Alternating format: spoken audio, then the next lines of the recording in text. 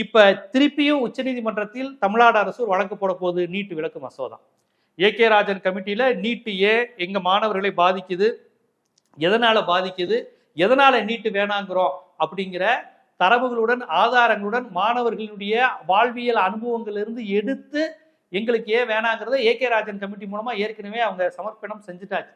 இப்ப அந்த கமிட்டி நீட்ல இதுவரை செத்துப்போன மாணவ மாணவிகள், அதுக்கு காரணமா யார் இருந்தது, இந்த கோச்சிங் சென்டரில் நடந்த அயோக்கியத்தனங்கள், ஏழை வீட்டு பசங்க எத்தனை பேர் உள்ள போக விடாம இருந்தது, நீட்டு வருவதுக்கு முன்னாடி எத்தனை கிராமப்புற மாணவர்கள் படிச்சிருந்தாங்க, வந்ததுக்கு அப்புறம் யாருமே படிக்க விடாம போனது. இதே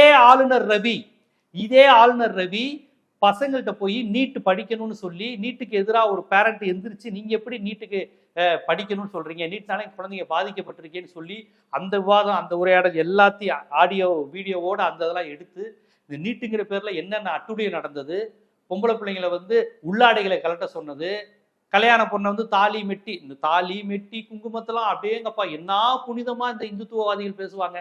ஆனா பொண்ணுங்களை தாலியை கழட்டு, மெட்டியை கழட்டு, குங்குமத்தை இது பண்ணு, அதை கழட்டு, இதை கழட்டுன்னு அவமானப்படுத்தினாங்களே தமிழ்நாட்டு பெண்களை.